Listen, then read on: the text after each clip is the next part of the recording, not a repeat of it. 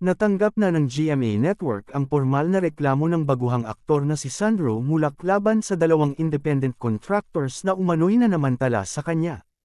Sa opisyal na pahayag na inilabas ng Kapuso Network ngayong araw, ipinagbigay alam nito sa publiko panibagong update tungkol sa kontrobersyang mainit na pinag-uusapan ngayon. Dagdag pa ng GMA Network, respecting Sandro's request for confidentiality, the investigating body will withhold all details of the formal investigation until its conclusion. The network assures the public and all stakeholders of its commitment to conducting this investigation with the highest standards of fairness and impartiality. Matatanda ang unang pumutok ang chika tungkol sa nangyari kay Sandro sa mga naglalabasang blind item sa social media.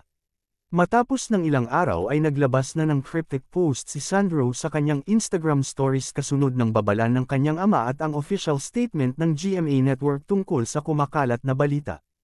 Online articles and posts have recently circulated regarding an alleged incident involving an artist and independent contractors of GMA Network.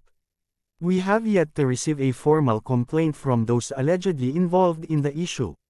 Should one be filed, the network is committed to conducting a thorough and impartial investigation.